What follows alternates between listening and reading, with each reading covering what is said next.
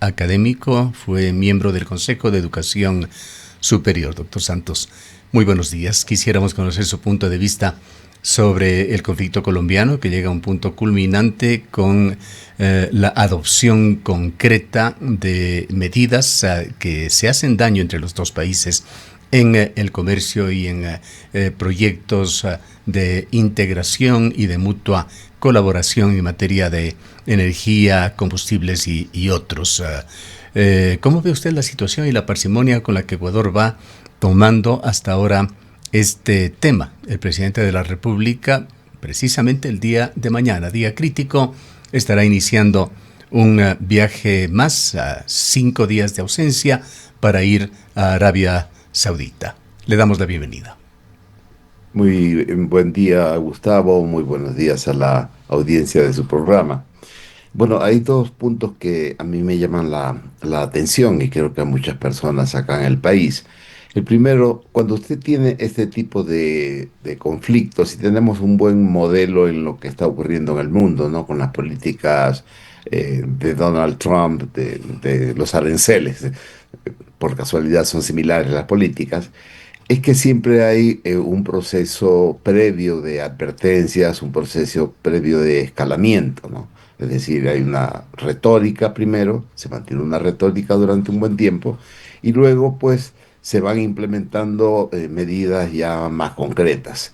Lo primero que me llama de esto es que, al menos para mí, de un momento al otro aparecería como que de un momento al otro el gobierno ecuatoriano toma las medidas. No vimos signos de advertencias serios antes, no vimos pronunciamientos sistemáticos sobre que Colombia habría estado faltando a acuerdos previos o a la necesidad de realizar acciones concretas en el control de las fronteras. Eso es algo que me llama la atención, fue algo muy intempestivo en primer lugar. En segundo lugar es el tema de fondo. Mire, todos sabemos, y a la audiencia le doy los datos, que la balanza comercial entre Ecuador y Colombia es absolutamente favorable a Colombia, y es obvio, ¿no? Colombia tiene una economía más fuerte, tiene una industria nacional muchísimo más fuerte que la nuestra. Nosotros hemos exportado, me parece que el último año, cerca de 900 millones de dólares. Colombia ha hecho más de 1.000 millones de dólares, casi 2.000 millones de dólares en el 2025. La balanza comercial entonces es negativa para Ecuador. Los pequeños y medianos empresarios que tienen intercambio con productos colombianos, me parece que son los que están perdiendo más. Evidentemente también lo pierden los empresarios colombianos, que ellos tienen algunas industrias como la textil, son muchísimo más competitivos que nosotros. Entonces, está afectando no solamente a la economía popular, yo diría en este caso de modo inmediato, ni siquiera a la economía popular, sino a los intereses de empresarios medianos, de empresarios pequeños, que ven cómo se afecta, se merman, ¿no es cierto?, las posibilidades de ingreso por ventas de productos colombianos en el caso del Ecuador. Y yo diría que esos son los elementos que deberían servirnos de partida. Porque el gobierno ecuatoriano, porque es el que inicia este escalamiento, toma estas medidas de una manera tan imprevista? Y segundo, cómo está afectando a las dos economías, sobre todo a la ecuatoriana. Hay ese viejo dicho de piensa mal y acertarás. Hubo un par de hechos que fueron anunciados y hechos públicos alrededor de la declaración de el presidente Noboa. Uno fue la coincidencia con declaraciones de Petro, pues 24 horas antes de estas declaraciones en Davos de Daniel Noboa, el presidente colombiano Petro había pedido una vez más la libertad de Jorge Glass. Y otro hecho notorio, importante, es que para el 3 de febrero estaba prevista una reunión, y está prevista una reunión del presidente Petro con Donald Trump. ¿No le inquietan a usted esos temas? Pues ha habido muchas hipótesis en cuanto al por qué Ecuador tomó estas medidas. Más allá de la versión oficial de la tasa de seguridad, se ha especulado en que podría ser un distractor de la situación del país, particularmente del tema de seguridad, del tema económico, o pueda ser una actuación en una especie de portavoz de el presidente de los Estados Unidos, etcétera, etcétera. Muchas han sido las versiones y lecturas. ¿Qué piensa usted?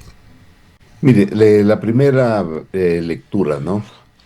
Insisto yo, si fuese ese el caso, el tema de la petición del expresidente Glass, el hecho de que Colombia lo ha designado, lo ha nombrado como ciudadano colombiano y ha insistido en este tema de su liberación, yo insisto que en términos de diplomacia, en términos de políticas internacionales, yo no veo que hay precedentes, al menos desde el punto de vista de las políticas de Estado serios, de tomar una medida de tremenda magnitud por algo que habría o ha hecho en este caso efectivamente el presidente Petro.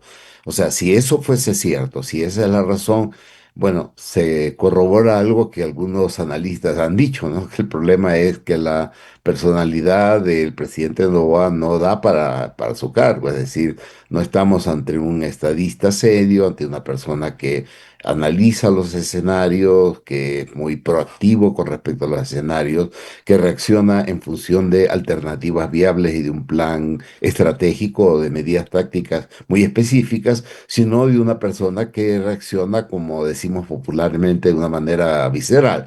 Entonces yo quisiera pensar que no puede ser ese el motivo, porque eso daría cuenta de que quien nos gobierna no tiene la personalidad, no tiene la impronta, no tiene el temperamento para afrontar las situaciones duras que se dan en las relaciones entre países.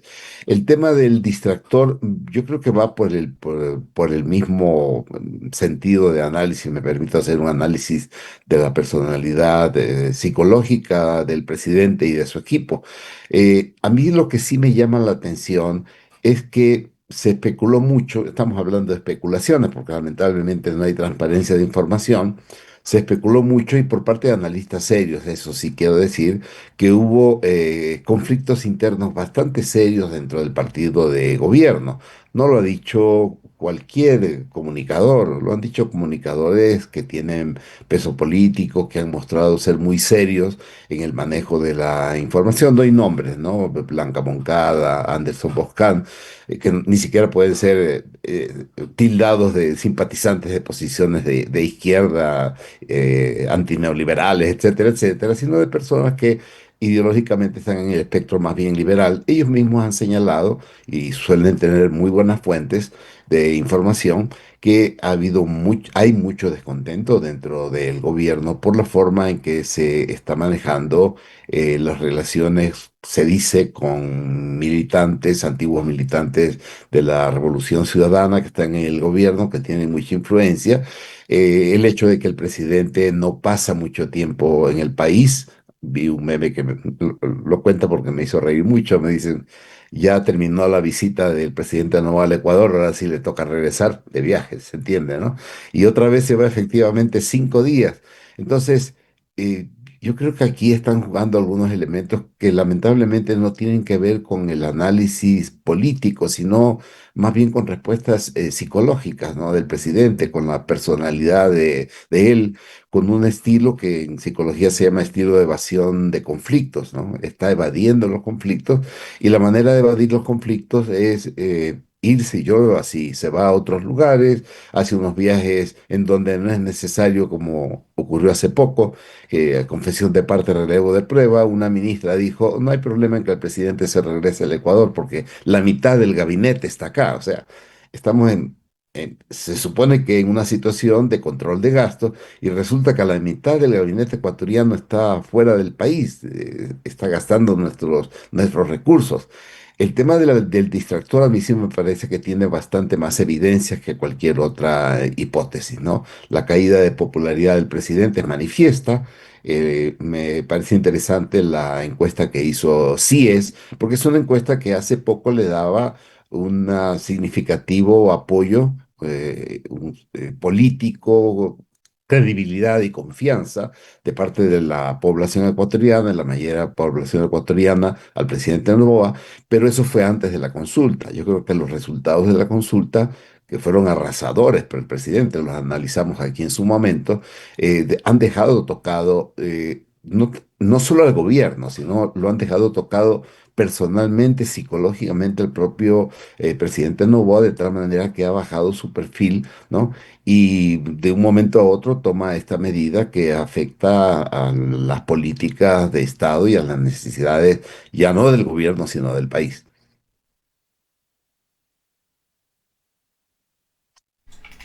Hemos hablado en otras ocasiones con usted sobre el cambio que se está dando en el mundo en estos temas del multilateralismo y es importante que los países débiles, los que no son grandes potencias, actúen por lo menos unidos.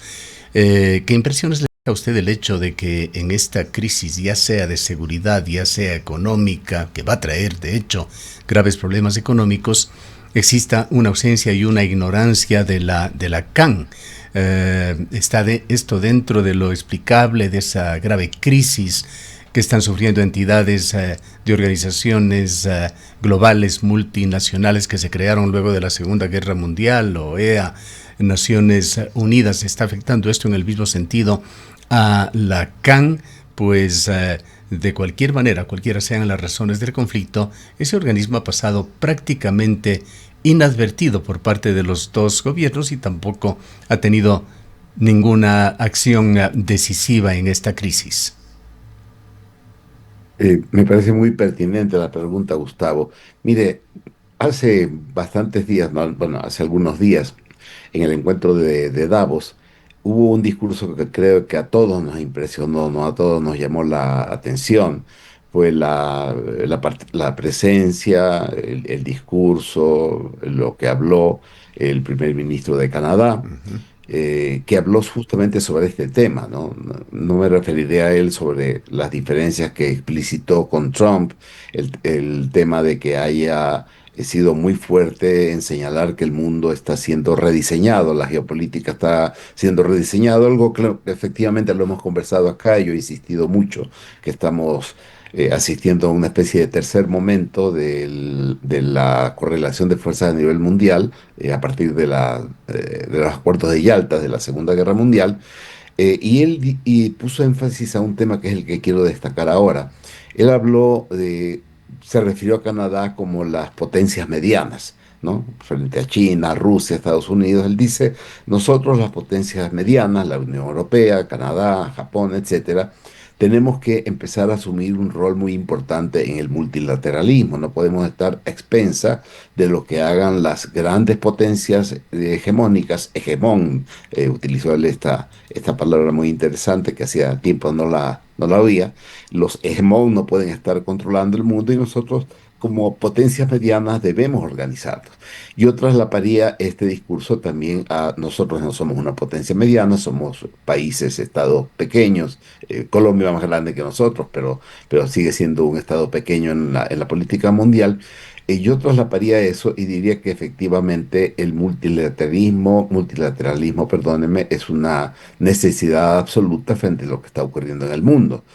Si queremos salir indemnes de esta reconfiguración del tablero geopolítico mundial, la única alternativa o la mejor alternativa son las de estos acuerdos multilaterales entre países, entre estados que tenemos una potencia política y económica muy similar.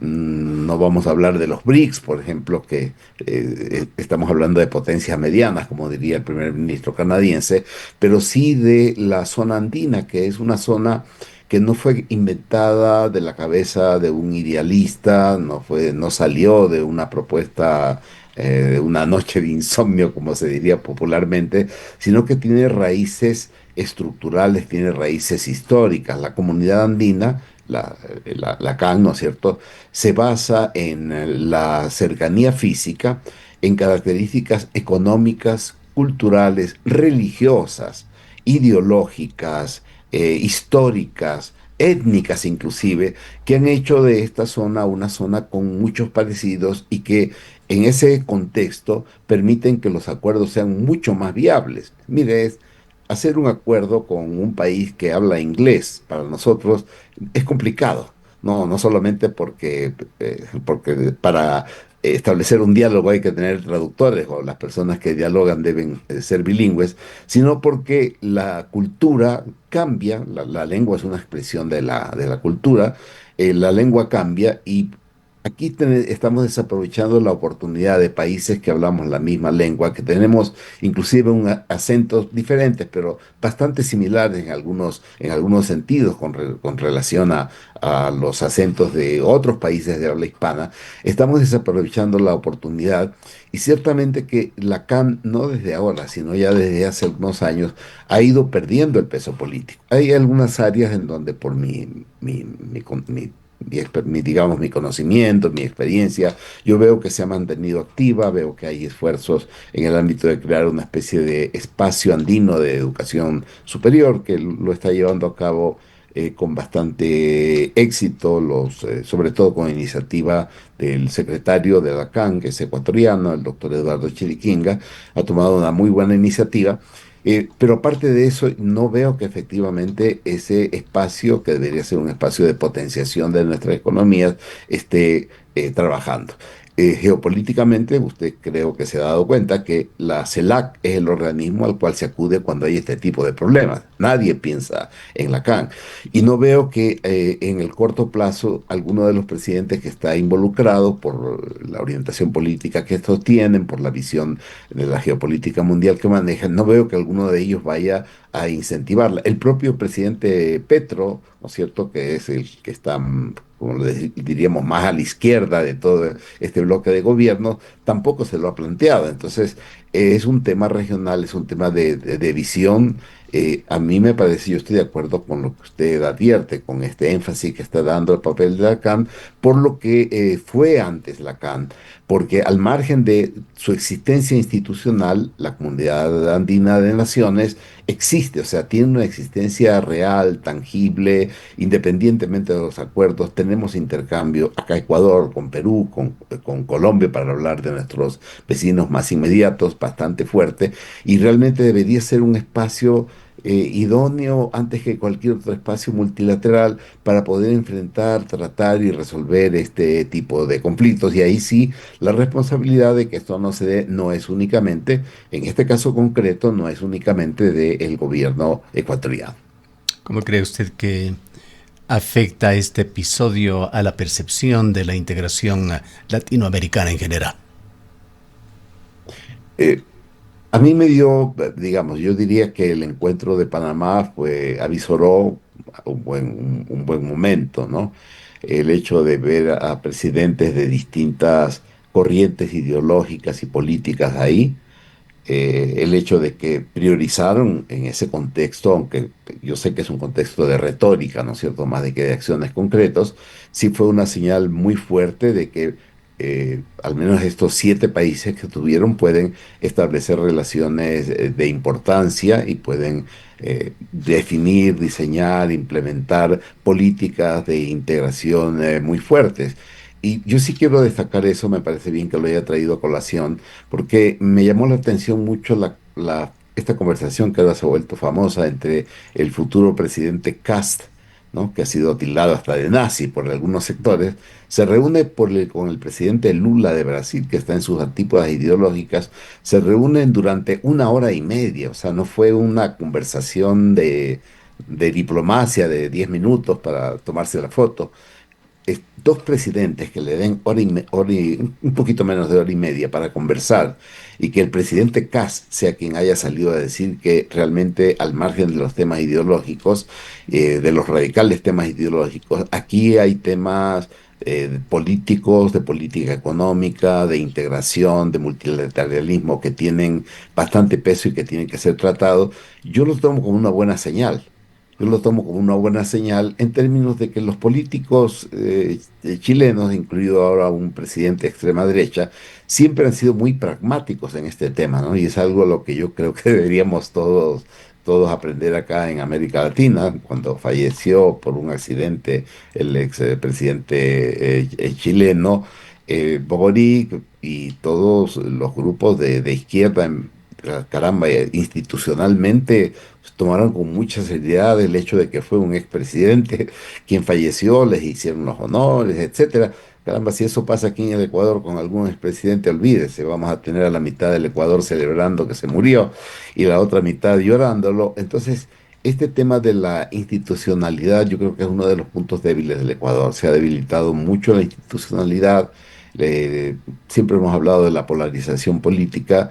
La población, el electorado empuja mucho a a la polarización, no ve en la seriedad, en el manejo institucional de las relaciones internacionales, una necesidad, sino que se le está politizando, siempre se ven malas intenciones, el presidente este presidente es un exguerrillero, este otro presidente es un hijo de nazis o es un nazi, y eso evita la creación de los espacios multilaterales, que en la historia mundial se ha demostrado que va más allá de estas posiciones. Y el ejemplo más grande para finalizar este punto, ¿no es cierto?, el Acuerdo de Yalta. ¿No? La Unión Soviética reunida con el presidente de los Estados Unidos, con el primer ministro de Gran Bretaña, llegando a un gran acuerdo después de la Segunda Guerra Mundial se dijo, para repartirse el mundo, lo que sea, pero sí para fijar pautas, líneas de acción y líneas que ponen límites a las acciones de los estados en estos escenarios. Lamentable, pero el multilateralismo parece no estar entre las prioridades básicamente de nuestro gobierno, ¿no? Porque creo que Lula está en Lula, México, están, digamos, pensando las cosas desde una perspectiva mucho más amplia. Ahora, y ya para finalizar, doctor Santos, el comercio bilateral, los intercambios, incluyendo en esto la energía o los servicios petroleros que se prestaban mutuamente los dos países, llegan a cifras no despreciables. Se habla de unos 3.500 millones de dólares anualmente que se intercambian en servicios y productos los dos países, y los efectos inmediatos reales se van a sentir aparentemente desde la próxima semana. Pues mañana es un día clave, el 1 de febrero. Se evidenciará esto en las cadenas de suministros, en los precios de bienes básicos, esos mensajes con un Cádiz urgente que han enviado gremios empresariales y comerciales de Ecuador, lo dicen también todo en este sentido. ¿Cuál considera usted va a ser el posible desenlace de esta situación? Mire, yo quiero ser no optimista, pero sí realista, ¿no? Yo creo que la presión de los gremios, de las cámaras de producción del Ecuador, sobre todo, que son los que es el gobierno ecuatoriano, el que realmente notamos a leguas, que es el que está poniendo más trabas a un diálogo, ¿no? Eso no lo señalamos. Colombia o el presidente Petro ha dado muestras claras de que ha querido reunirse, de que ha querido venir, y el gobierno ecuatoriano le ha dado largas. Bueno, evidentemente con una balanza comercial, como dije antes, que es de 2-1, ¿no? Casi 2.000 millones que exporta Colombia y menos de 1.000 millones que exporta Ecuador, quien más pierde es Ecuador. Y a mí me preocupa el tema energético, además del tema de los gremios que están perdiendo, si es que se produce mañana, a partir de las 0 horas, se produce la imposición de estos aranceles. Me preocupa el tema energético. Yo tengo la impresión que el gobierno está, capaz que con razón, está demasiado confiado en los regímenes de lluvias aquí en el país, pero yo creo que esto es demasiado especulativo. Le hablo acá en Quito. Acá en Quito tuvimos la semana pasada 5 días de lluvias clamorosas, como entiendo que también hubo en Cuenca. Tuvimos inclusive una granizada realmente espectacular el día miércoles. Pero ayer, por ejemplo, no salió, digamos, el sol estuvo brillando, y esta mañana estoy viendo la ventana de mi casa, está un sol esplendoroso, ¿no? Entonces, apostar a cálculos meteorológicos, porque de eso se trata, para lanzarse en una medida en donde el riesgo inmediato es que regresen los apagones por el tema de la restricción de energía, la suspensión de la exportación de energía de Ecuador.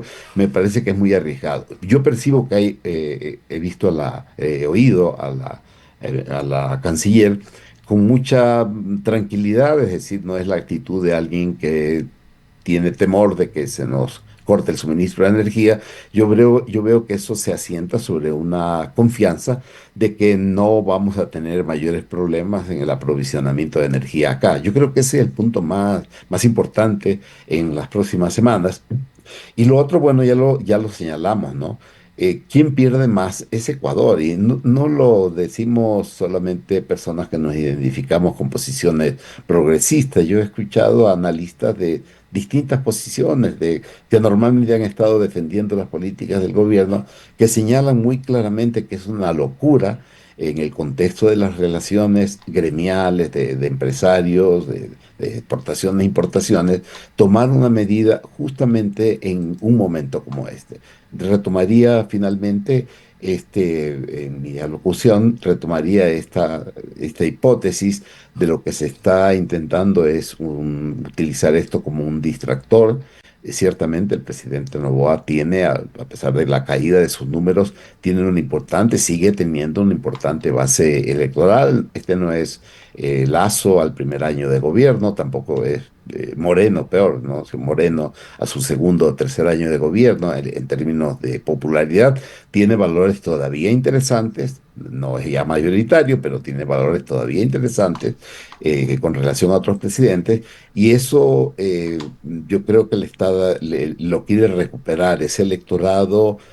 Percibo que él se está dirigiendo a ese electorado, a sostener ese electorado, a no perder ese piso electoral con el cual él pudo partir en buena situación en las dos veces que ganó las elecciones, mostrar la imagen de un presidente duro que toma medidas frente a un tema de seguridad, que es el tema estrella en la retórica, en la narrativa, ¿no? En los hechos de este gobierno, y al margen de todo el resto de problemas, pues dar esta imagen de fuerza, esta imagen de firmeza, de coherencia con la política de seguridad, con el control del narcotráfico, cuando más bien estamos viendo que desde el punto de vista interno la situación en este campo cada vez es más complicada y cada vez hay más indicios de que personas cercanas al círculo del presidente Noboa están directa o indirectamente involucradas en el llamado narcoterrorismo, como llama el gobierno.